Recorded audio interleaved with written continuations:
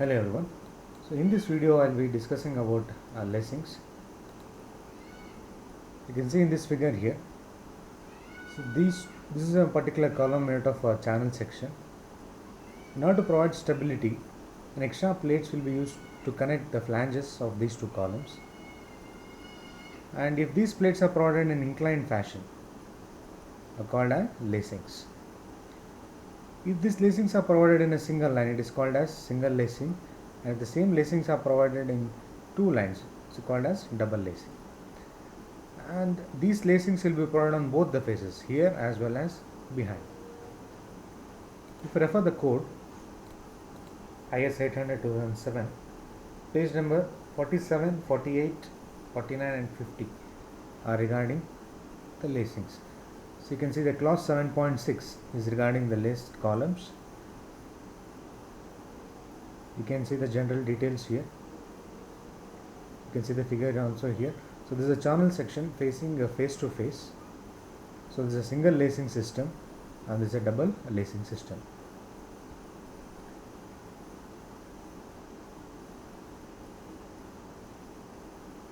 So here the description regarding width of lacing bars, thickness, angle of inclination, the spacing, everything is given under this heading.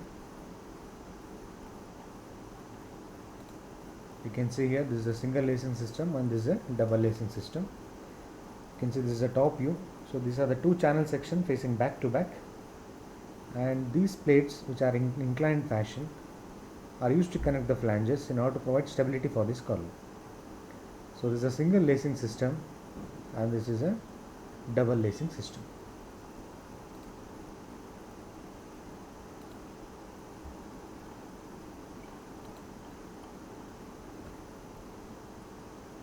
So this is a general step, that to calculate the transverse shear. See, as these columns will be having a tendency to move outwards, there will be a shear force acting on these lacing systems. So first you have to calculate the transverse shear acting on this lacing. Then you have to determine the inclination. I told you that lacings are the inclined plates, so you have to calculate the inclination. Then you have to calculate the length of lacing, width of lacing, thickness of the lacing, and you have to check the designed lacing for slenderness ratio and the stress. So in exam, a separate lacing problem will not be asked. It will be asked along with the design of the column. So first you have to design the column and then you have to go for designing the lacing system. So starting with the problem here, you design a compression member using double channel section which are placed face to face to carry a working load of 1600 kN.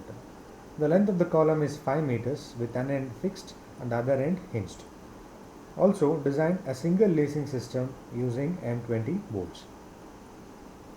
So here you have to design a compression member or a column using two channel sections which are placed face to face, and it has to carry a working load of 1600 kN.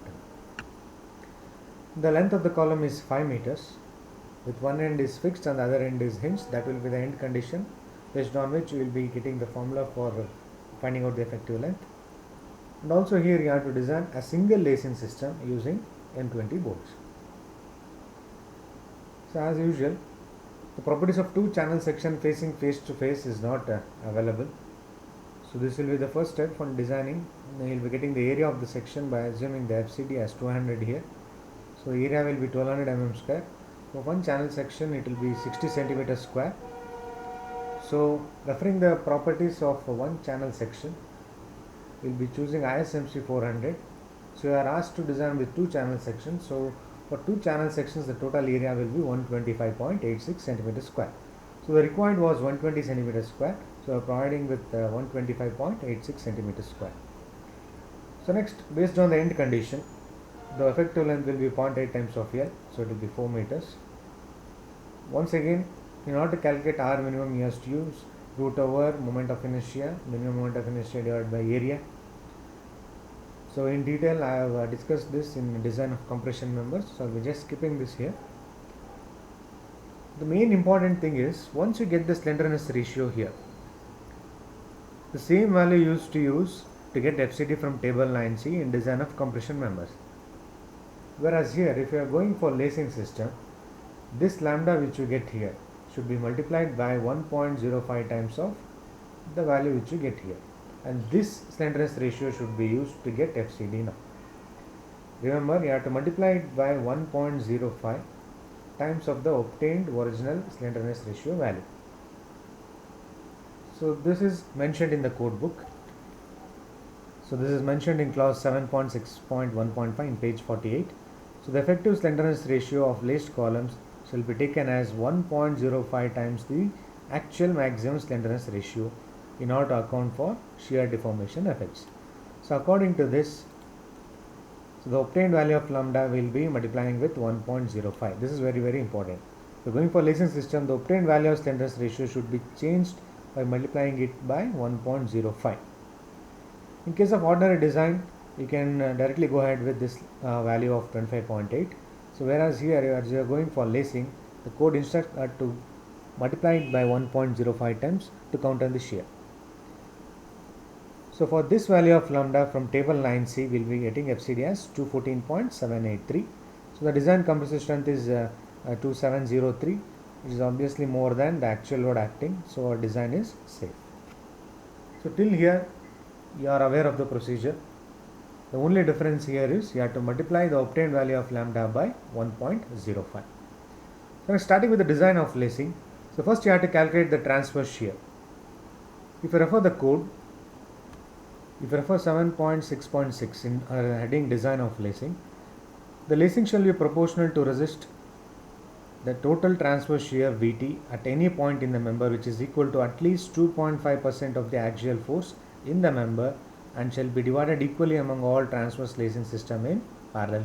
So according to code, the transverse shear Vt, the shear which is acting on the plane of lacing system, is 2.5, the minimum value, so 2.5% of factored load on the column. So 2.5% of the factored load of the column is 2400. So the transverse shear will be 60 kilonewton. So we have calculated transverse shear.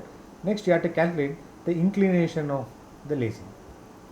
Once again we have the instructions from the code for inclination of lacing bars. See, lacing bars, whether in double or single system, shall not be inclined at an angle not less than 40 degrees nor more than 70 degrees to the axis of the built up member. That means the angle of inclination for lacing system, whether it is single lacing system or double lacing system, it should be between the value of 40 degree and 70 degrees. So in your design, you will be assuming that the theta as 45 degrees. So it is well within 40 and 70. So now we are obtained the inclination, that we have assumed it as 45 degrees. Next, moving on to the length of lacing.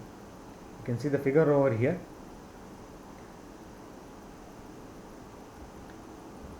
If you go through this image over here, so this is where bolts will be provided. See, bolts will be provided exactly at the point of CG of the particular channel section. So this is a point where the bolt will be provided exactly at the CG. So CG will be present here outside the channel section. So along this plane, this is a point along the CG where the bolts will be provided, here as well as here. So the distance between the CG of this particular channel section and the CG of this particular channel section, you have to calculate first. So that distance I will be taking it as S from this particular point till here, and this inclined length I will be taking it as L. That is what we have to calculate, and the angle between these two is 45. We have assumed it here under the step inclination. So I have to calculate S first now.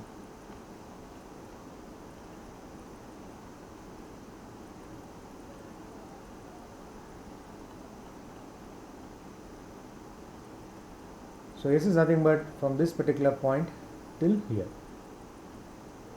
So during the design of column, we will be aware of this value D, which will be obtained.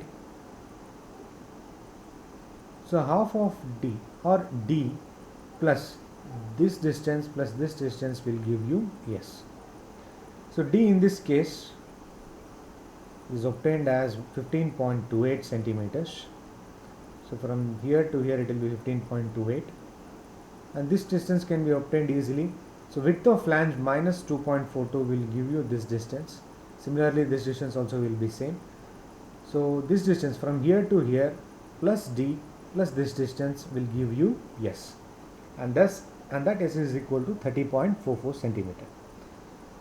As this forms a right angle triangle, I will be taking this as L, and this distance is we are aware we are calculated as S 30.44. So cos 45 is given by adjacent side by hypotenuse. You can see here. So L can be obtained as 43 centimeter. So this is how we will be calculating length of lacing. So first you have to calculate the distance between the center to center of this bolt, which is nothing but the distance from this particular point till here, that is D, plus width of flange minus Cyy will give you this distance, which is same on this side also. So this plus D will give you S, that is 30.44. So forming the right angle triangle, we need to calculate the inclined length L, that is the length of lacing, and that this distance we have calculated. So using cos 45, the adjacent side by hypotenuse 30.44 by L. So if you by rearranging, L will be equal to 43 centimeter. So next you have to calculate width of lacing. So taking the help of code once again. So width of lacing is given under clause 7.6.2. The minimum width of the lacing shall be 3 times the nominal diameter of the end bolt or rivet. It's nothing but the minimum width should be 3 times of the nominal diameter of the bolt. So diameter of bolt is mentioned. So 3 times of diameter will be 60 mm. So length we have obtained as 43, and width is 3 times of diameter of the bolt, that is 60. So now we have to calculate the thickness. Once again we have instructions from code to calculate thickness. So thickness of lacing bars is given in 7.6.3. The thickness of the flat lacing bar shall not be less than 1/40th of its effective length for single lacings and 1/60th of the effective length for double lacing. So for our case it is a single lacing system, so it should not be less than 1/40th of its effective length.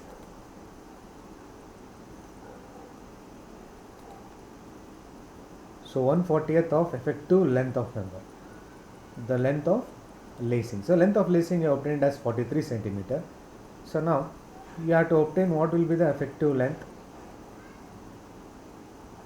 Again taking the help of code book under clause 7.6.6.3, he says that the effective length of a lacing bar in a single lacing system will be equal to the length of lacing itself. So if we are going for single lacing system, the effective length of lacing will be equal to the length of lacing itself. And if you are going for double and welding lacing system, then the effective length is 0.7 times of the length of the lacing. So we are going for single lacing system, so effective length will be equal to the length of lacing itself. So 1/40th of effective length. So 1/40th of 43, getting 10.75. So this is a minimum thickness formula from code. So we'll be making it as 11 mm. So you got all the dimensions now: length, width, and thickness of the lacing system. So 430 is the length of lacing. 45 degrees is the inclination of lacing with respect to horizontal, and 60 is the width of lacing, and 11 is the thickness of lacing. So now you have to perform the check. The first check is with respect to slenderness ratio. So this is a formula where you get for the slenderness ratio of lacing, that is LE into root 12 by T, and this should not be greater than 145 according to code. So once again it is mentioned in this clause here, the slenderness ratio KL by R of the lacing bar shall not exceed 145. So once again LE, it is 430 mm, root over 12 divided by thickness is 11. So lambda or slenderness ratio we are getting 135.4, which is obviously less than 145 according to our code, so it is safe. The next check is for stress. Once again we will be using the basic formula for stress, that is load by area. So we have calculated the transverse shear, that is VT. So using that we will be calculating the force along the lacing bar. So transverse shear will be acting horizontally, whereas this force will be acting along the lacing bar. So this you have to calculate now. So using once again right angle triangle over here. So this side I will be taking it as F and this as VT. and this angle, the angle between the lacing with respect to horizontal is 45 degrees. So cos 45 gives us the transverse shear, the adjacent side divided by hypotenuse, that is force F. So interchanging, F is given by Vt by cos 45 into N. What is this N? N is nothing but the number of faces you are providing the lacing. So lacing will be provided on both the faces of the column. So N will be equal to 2. Vt you have calculated earlier, transverse shear in the first step, and it is equal to 60. So the force in the lacing, which is acting along the lacing bar in the inclined fashion, is 42.42 kilonewton. So this value will be substituting in place of what? The load here. And the area is nothing but width into thickness. So width of lacing is 60 and thickness is 11. So stress we are getting 64.27 Newton per mm square. So this you have to compare it with FCD from table 9C. So we are having a slenderness ratio here 135.4. So using this value of slenderness ratio and for yield stress of 250 Newton per mm square from table 9C, by interpolating we get FCD as 69.64. So this stress which you get should be less than the stress which you are getting from table 9C. The stress acting here is this much, and the maximum stress it can take is 69.64.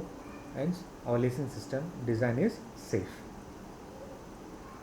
So this will be the detailing. We will be providing a minimal of 1 bolt, so no need of going for connection. You can directly provide 1 bolt at this junction over here. And this center till this center the distance is taken as S. And 100 mm is the width of flange of channel section. So this is regarding lacing system.